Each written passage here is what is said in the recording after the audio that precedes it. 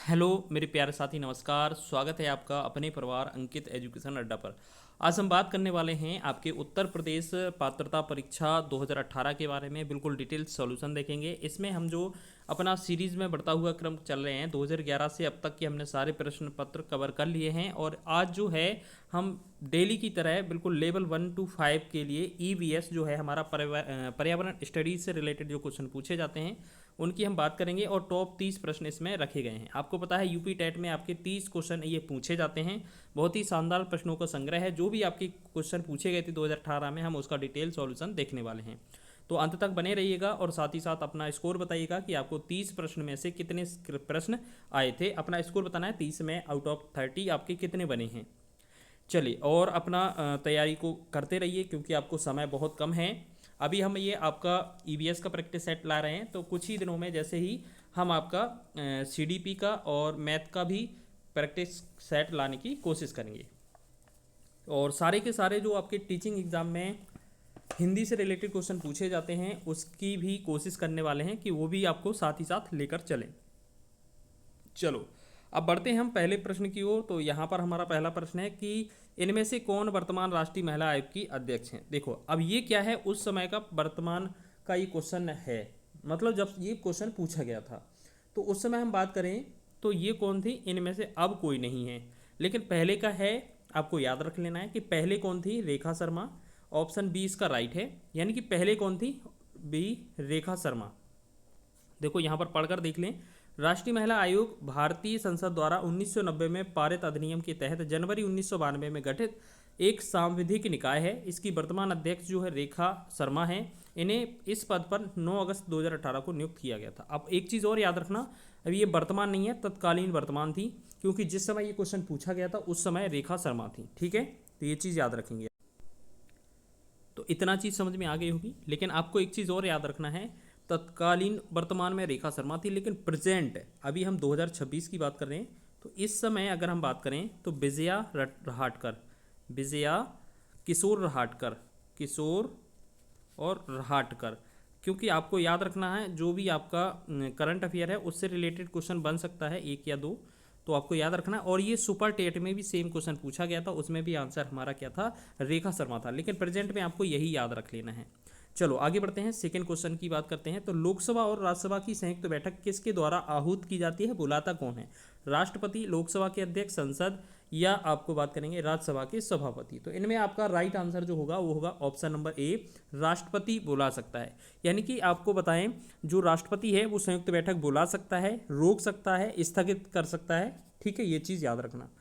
और आगे देखेंगे इसकी व्याख्या, थोड़ी व्याख्या देख लेते हैं। यहाँ पर लिखा है कि लोकसभा राज्यसभा की संयुक्त बैठक राष्ट्रपति द्वारा आहूत की जाती है तथा संयुक्त बैठक की जो अध्यक्षता है या हेड कहें, वो लोकसभा अध्यक्ष करता है। लोकसभा अध्यक्ष वर्तमान में कौन है, आपको पता है, ओम बिरला है, ओम बिरला जी है। ठीक है, चलो आगे बात करेंगे। नेक्स्ट तीसरा प्रश्न है हमारा कि संविधान के किस भाग में पंचायती राज व्यवस्था का संबंध है। वेरी वेरी इंपॉर्टेंट क्वेश्चन है ये। क्वेश्चन हर एक एग्जाम में बनता है लगभग लगभग। ठीक है, तो अगर हम बात करें भाग 9, भाग 6, भाग 3 या भाग 4, तो इसका राइट आंसर जो होगा, जो ग्राम पंचायत है या पंचायती राज है, भाग 9 में है।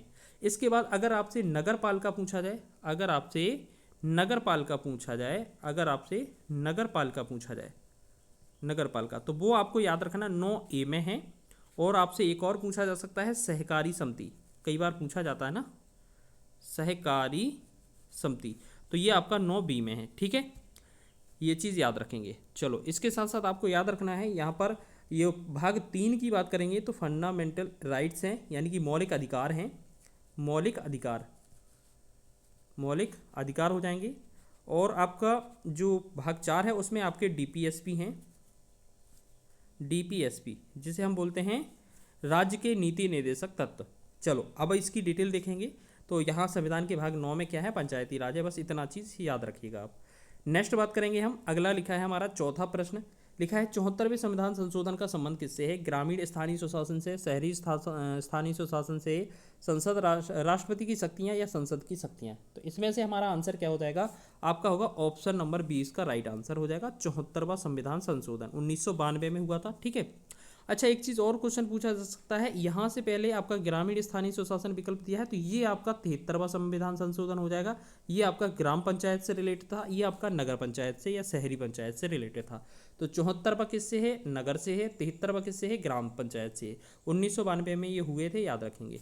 1993 से प्रभावी हुए।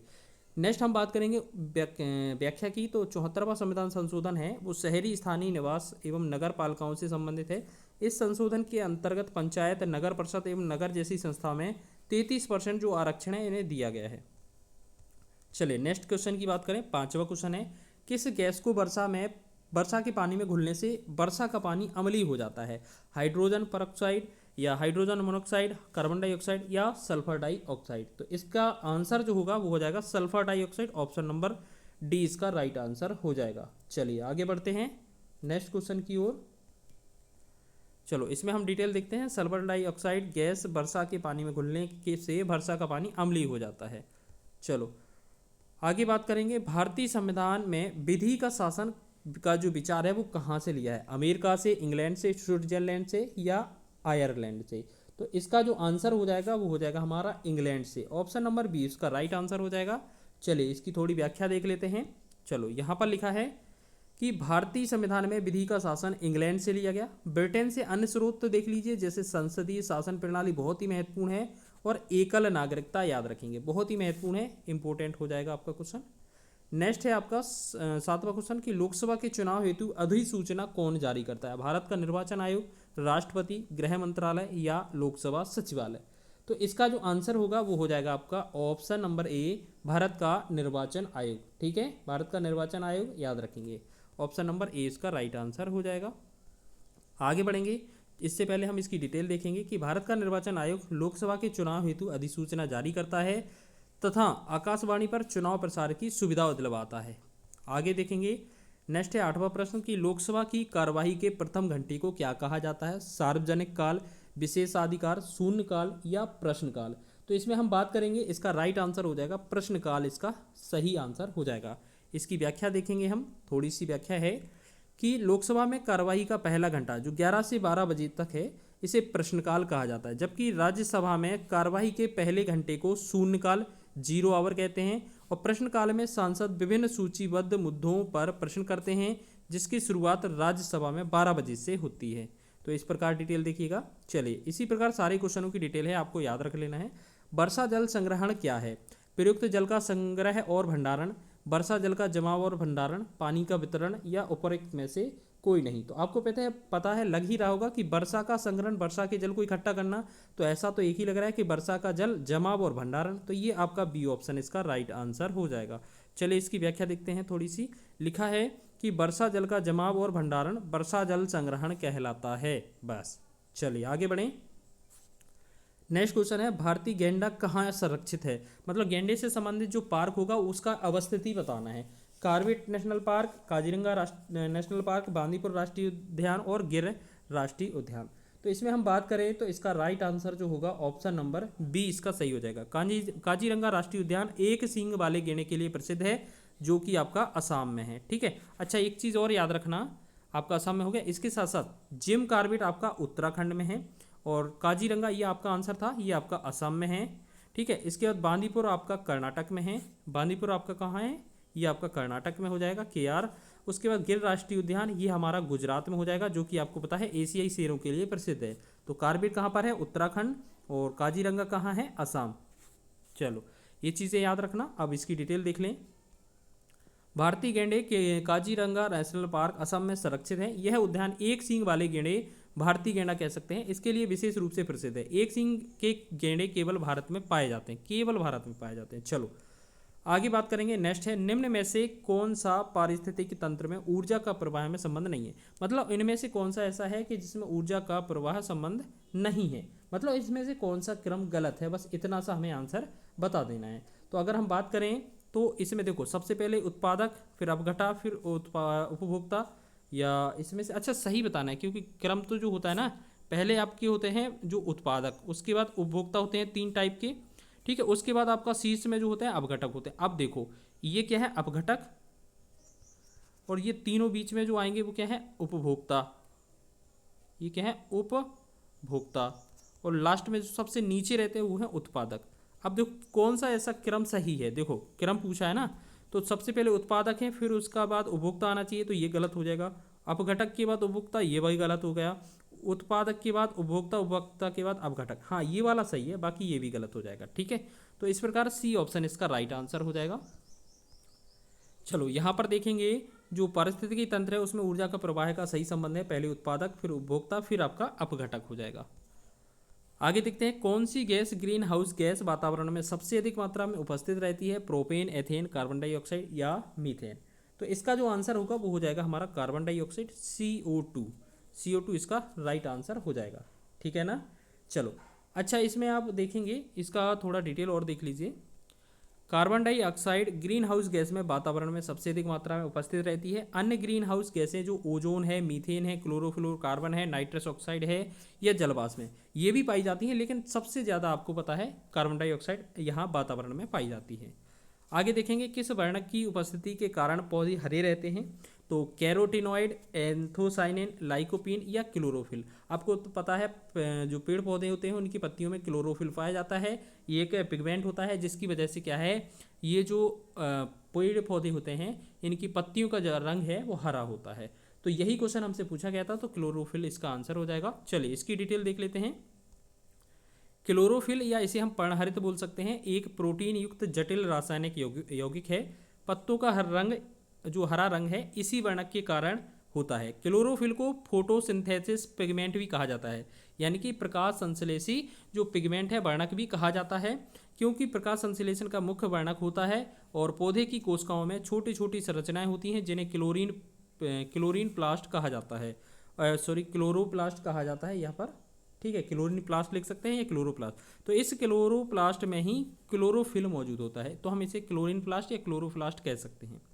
चलो आगे बात करेंगे हम 14वें क्वेश्चन की। तो देखिएगा आपको सारे क्वेश्चन की डिटेल मिलने वाली है, और ये हमारा 2018 का पेपर है। हमारे साथ जुड़े रहिएगा और पूरा पेपर अंत तक करिएगा, और लास्ट में अपना स्कोर बताइएगा कि आपका कितनी तैयारी है। मानवीय गतिविधियां जो पृथ्वी पर जलवायु परिवर्तन के लिए जिम्मेदार हैं वो क्या हैं? वनों को जलाना, क्रियाकलाप करना, एरोसोल कैन उपयोग या सभी। आपको ऐसा लग रहा होगा इस क्वेश्चन को देखने पर कि हमें ऐसा लगता है कि ये सारी क्रियाएं मानव करता है, तो ये ऑप्शन नंबर डी इसका राइट आंसर है, जो कि जलवायु परिवर्तन के लिए जिम्मेदार है। तो इसकी डिटेल देख लें। मानवीय गतिविधियां वनों को जलाना जैसे कृषि क्रियाकलाप, एरोसोल कैन का उपयोग आदि गतिविधियां पृथ्वी पर जलवायु परिवर्तन के लिए जिम्मेदार हैं। चलो अगला है E4V फैमिली की कौन सी फसल बायोडीजल उत्पन्न करने के लिए जानी जाती है? जेट्रोफा, कॉपर लीफ, केडल नट ट्री या सर्पगंधा। तो इसमें जो आंसर हो जाएगा वो हो जाएगा हमारा ऑप्शन जेट्रोफा ए। चलो इसकी डिटेल देखेंगे। जेट्रोफा फसल बायोडीजल उत्पन्न करने के लिए जानी जाती है। यह न्यूफॉर्बिएसी फैमिली की एक फसल है। नेक्स्ट क्वेश्चन है हमारा 16वां कि जड़ी बूटियों की रानी भारत की सबसे पवित्र जड़ी बूटी है। इस औषधीय पौधे का हिंदू धर्म में महत्व और इसका वानस्पतिक नाम ओसीमम सेक्टम है। इसको सामान्यतः किस नाम से जाना जाता है? बहुत ही देखो औषधि से रिलेटेड है, आपको ऐसे लग रहा होगा यहाँ पर थोड़ा मिस्टेक लग गया, यहाँ तुलसी होना चाहिए था। ठीक है, तो आप इसे समझ लीजिए ये हमारा तुलसी है। ठीक है, तो आपको पता है धार्मिक मान्यताओं में आपने देखा होगा ये तुलसी का बहुत महत्व है, वैसे भी यहाँ पर लिख रहा है हिंदू धर्म में महत्व है, तो यही हमारा आंसर हो जाएगा इसका। ठीक है, तो ऑप्शन नंबर ए इसका राइट आंसर हो जाएगा। चलो सेकंड क्वेश्चन। अच्छा इसकी पहले डिटेल देख लेते हैं हम थोड़ी बहुत। चलो आगे बात करेंगे हम इसमें।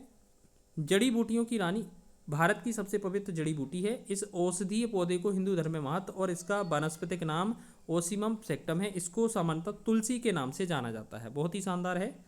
आगे देखने वाले हैं 17वां क्वेश्चन। पीने के लिए सुरक्षित पानी को क्या कहा जाता है? पीने योग्य पानी, अशुद्ध जल, ताजा जल या नल का पानी। तो इसमें से हमारा जो आंसर हो जाएगा इसका राइट आंसर क्या हो जाएगा हमारा? ऑप्शन नंबर ए कि पीने योग्य पानी ही हम पीने के लिए सुरक्षित मानते हैं। चलो आगे देखेंगे इसकी व्याख्या। पीने के लिए सुरक्षित पानी को पीने योग्य पानी या पोर्टेबल वाटर कहा जाता है। यह पानी समुचित रूप से उच्च गुणवत्ता वाला पानी होता है।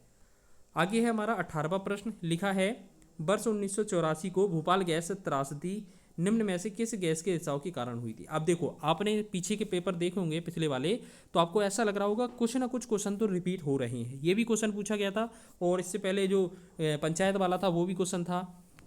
तो आपको देख लेना है, इस तरीके के क्वेश्चन रिपीट होते हैं। Methyl isocyanide, nitrous oxide, methane या कार्बन मोनोऑक्साइड। तो आपको पता है कौन सी गैस से रिसाव हुआ था, MiC, मिथाइल आइसोसाइनाइड MiC। तो ये आपका आंसर हो जाएगा 18वें का। चलो इसकी डिटेल देख लेते हैं। भारत के मध्य प्रदेश राज्य के भोपाल शहर में 3 दिसंबर 1984 को एक भयानक औद्योगिक दुर्घटना हुई। इसे भोपाल गैस कांड या भोपाल गैस त्रासदी के नाम से जाना जाता है। भोपाल स्थित यूनियन कार्बाइड नामक एक कंपनी के कारखाने में जहरीली गैस, जिसे हम MiC बोलते हैं, मिथाइल आइसोसाइनाइड का रिसाव हुआ था। इससे बहुत नुकसान भी हुआ था, याद रखेंगे। चलिए, विश्व पर्यावरण दिवस बहुत ही इंपॉर्टेंट है आपका, हर एक एग्जाम में एक ना एक इंपॉर्टेंट दिवस पूछा जाता है। तो इंपॉर्टेंट डेज जहाँ पर भी आपकी इकट्ठे लिखे हों सारे आपको रिवीजन करने हैं। तो विश्व पर्यावरण दिवस कब मनाया जाता है, 2 दिसंबर, 16 सितंबर, 5 जून या 11 जुलाई। तो इसमें हमारा आंसर क्या हो जाएगा, जल्दी से बताएं इसका आंसर क्या होगा। तो आपको पता है विश्व जो पर्यावरण दिवस है वो 5 जून को मनाया जाता है। ऑप्शन नंबर सी इसका सही होगा। और बात करेंगे 16 सितंबर की, तो 16 सितंबर को आपका कौन सा मनाया जाता है, ओजोन दिवस। ठीक है, O3 ओजोन दिवस मनाया जाता है। चलो इसकी डिटेल देख लेते हैं हम थोड़ा। विश्व पर्यावरण दिवस पर्यावरण की सुरक्षा और संरक्षण हेतु पूरे विश्व में मनाया जाता है। इस दिवस को मनाने की घोषणा संयुक्त राष्ट्र ने पर्यावरण के प्रति सामाजिक जागृति लाने हेतु 1972 में की थी। इसे 5 जून से 16 जून तक संयुक्त रूप से महासभा द्वारा आयोजित पर्यावरण सम्मेलन की चर्चा के बाद शुरू किया गया और 5 जून 1973 को पहला पर्यावरण दिवस मनाया गया था। तो आपसे क्वेश्चन पूछा जा सकता है, पहला विश्व पर्यावरण दिवस कब मनाया गया था, तो 1973 से स्टार्ट हुआ था। MS स्वामीनाथन एक हैं। MS स्वामीनाथन क्या है, पत्रकार, कृषि वैज्ञानिक, पारिस्थितिक वैज्ञानिक या पक्षी वैज्ञानिक। तो आपको याद रखना है कृषि वैज्ञानिक थे। इन्हें हरित क्रांति का जनक जाना जाता है। 1966-67 की बात है। 1966-67 में भारत में हरित क्रांति का जनक इन्हें कहा जाता है। ठीक है, हरित क्रांति। और इसमें सर्वाधिक जो प्रभाव पड़ा था वो गेहूं पर पड़ा था। इसके साथ साथ आपको गेहूं के साथ साथ चावल को भी ध्यान रखना है। चावल की जगह कई बार आपको धान भी मिलता है, तो वो भी आप याद रखेंगे। तो MS स्वामीनाथन कौन है, कृषि वैज्ञानिक हैं। इन्हें भारत में हरित क्रांति का जनक कहा जाता है, लेकिन विश्व में आपका नॉर्मन बोरलॉग को कहा जाता है। चलिए इसकी डिटेल देखते हैं थोड़ा सा। चलो यहाँ लिखा है MS स्वामीनाथन एक कृषि वैज्ञानिक एवं पौधे के जेनेटिक वैज्ञानिक हैं, जिन्हें भारत की हरित क्रांति 2 का जनक कहा जाता है। और स्वामीनाथन को विज्ञान एवं अभियांत्रिकी के क्षेत्र में तो देखो ये 2 तो मिस्टेक हो गया, चलो इसे ऐसे लिख देंगे। अभी इन्हें विज्ञान एवं अभियांत्रिकी के क्षेत्र में भारत सरकार द्वारा 1972 में पद्म भूषण से भी सम्मानित किया गया था। तो याद रखना हरित क्रांति के जनक कौन है। Wild life institute of India WII कहाँ स्थित है, तो अगर हम इसकी बात कर रहे हैं तो इसका जो राइट आंसर हो जाएगा ऑप्शन नंबर डी, देहरादून में स्थित हो जाएगा, ऑप्शन नंबर डी। चलो अब इसकी थोड़ी डिटेल देखते हैं, डिटेल भी महत्वपूर्ण है कि wild life institute of India की स्थापना मई 1982 में जलवायु परिवर्तन एवं पर्यावरण वन मंत्रालय भारत सरकार द्वारा की गई थी। इसका मुख्यालय जो है, हेडक्वार्टर, वो है देहरादून के चंद्रावानी नामक स्थान पर है। चलो इतना याद होंगे। और वन रिपोर्ट भी यहीं से प्रस्तुत की जाती है, उत्तराखंड से, देहरादून से।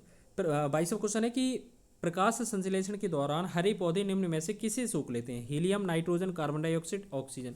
आपको पता है जो ऑक्सीजन होती है मनुष्य ग्रहण करता है और कार्बन डाइऑक्साइड निकाल देता है, लेकिन पेड़ पौधे क्या करते हैं, हरे पेड़ पौधे वो कार्बन डाइऑक्साइड गैस को सोखते हैं और बदले में हमें ऑक्सीजन देते हैं। तो ये हमारा सी ऑप्शन इसका राइट आंसर हो जाएगा। 22 का सी ऑप्शन इसका सही है। चलिए थोड़ी डिटेल देखेंगे इसकी अच्छे से। देखो यहाँ प्रकाश संश्लेषण एक ऐसी प्रक्रिया है जिसमें पौधे जो हैं सूर्य के प्रकाश की मौजूदगी में अपने पत्तों और हरे भागों में मौजूद क्लोरोफिल की सहायता से पानी और कार्बन डाइऑक्साइड को संश्लेषित करके अपने भोजन को तैयार करते हैं। पानी और CO2 कच्चे माल के रूप में उपयोग किए जाते हैं, जबकि पेड़ पौधों का यह भोजन सुक्रोज, ग्लूकोज और स्टार्च के रूप में रहता है। बाद में ये क्या है, निष्कासित करते हैं ऑक्सीजन गैस को, जो मानव के लिए उपयोगी होती है।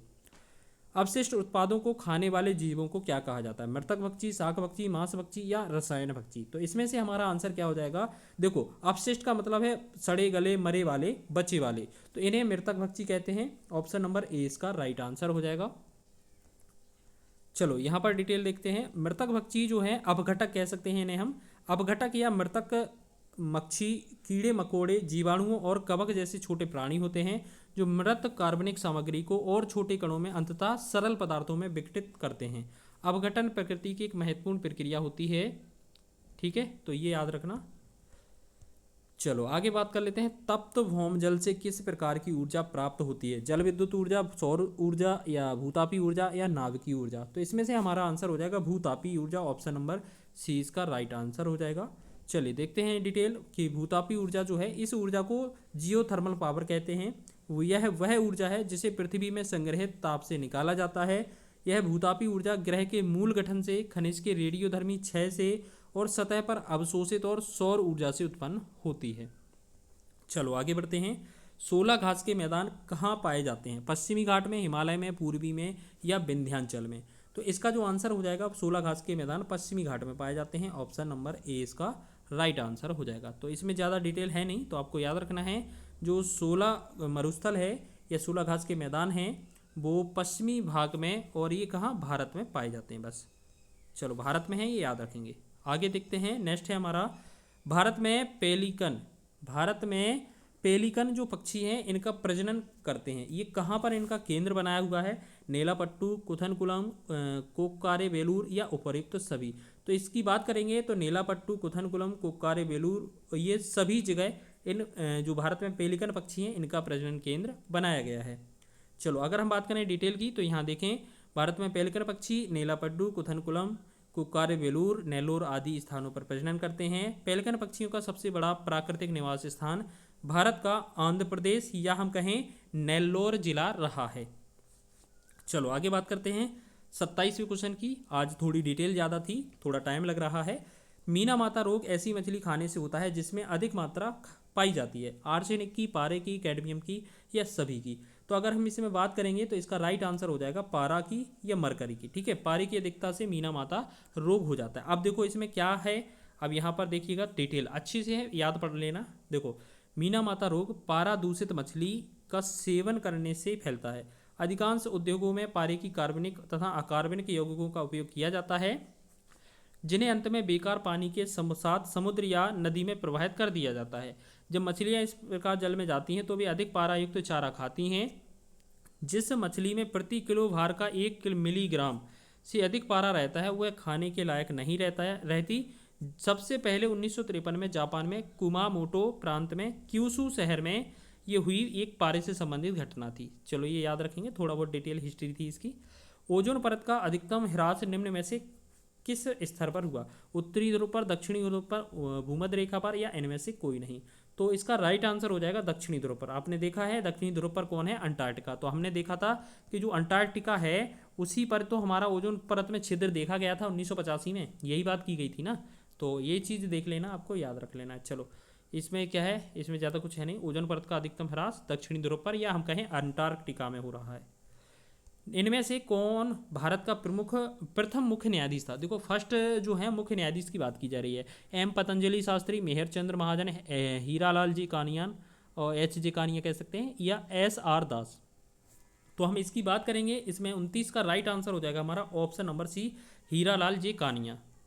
आगे बात करेंगे इसकी डिटेल की, तो यहाँ लिखा है कि सुप्रीम कोर्ट के पहले चीफ जस्टिस कौन थे? हीरालाल या हरीलाल जे कानिया थे, जिन्होंने 1959 में कार्यभार संभाला था। और वहीं अगर हम बात करें पहली महिला चीफ जस्टिस की, तो पहली महिला न्यायाधीश की, तो ये हमारी फातिमा बीबी हो जाएंगी।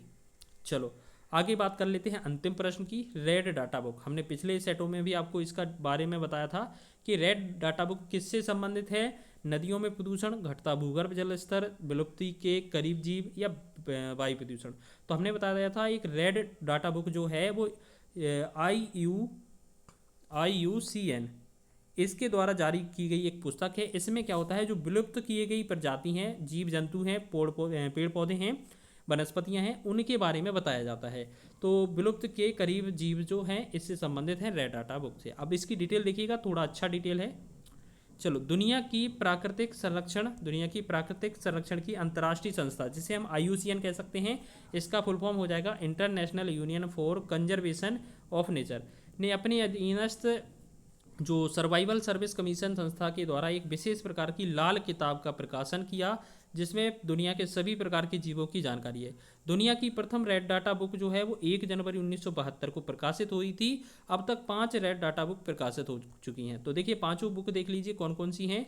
प्रथम बुक जो प्रकाशित हुई थी वो स्तनधारियों के लिए, दूसरी बुक पक्षियों के लिए, तीसरी बुक मरुस्थली उभयचर के लिए, चौथी बुक मछलियों के लिए, पांचवी बुक पौधे या वनस्पतियों के लिए। तो हम बात करें रेड डाटा जो बुक है वो कितना जीव जंतु और वनस्पतियों से रिलेटेड है, उसके संकटग्रस्त से रिलेटेड है, उसके बारे में बताती है। तो यहाँ पर हम बात करेंगे, यहाँ जो गुलाबी सिल वाली बतख है ठीक है, काले हिरण हैं या इस तरीके और भी जीव जंतु हैं वो यहाँ पर विलुप्त की प्रजाति हैं या विलुप्त होने की कगार पर हैं, तो उन्हें इनमें शामिल किया गया है। तो इस प्रकार आपने कितना 30 क्वेश्चन का सॉल्यूशन देखा है बहुत ही अच्छे तरीके से, और ये 2018 का पेपर था। ठीक है, तो इसी तरीके से हम 2019 और 2021 का पेपर भी करने वाले हैं। हमारे साथ बने रहिएगा और साथ ही साथ अपना स्कोर कमेंट में आपको करके जाना है कि कितना आपने स्कोर किया है। तो बताइएगा, वीडियो अच्छा लगा है तो वीडियो को लाइक करें, शेयर करें, चैनल पर नए हैं तो चैनल को सब्सक्राइब कर लें। मिलते हैं नेक्स्ट वीडियो में, तब तक के लिए जय हिंद।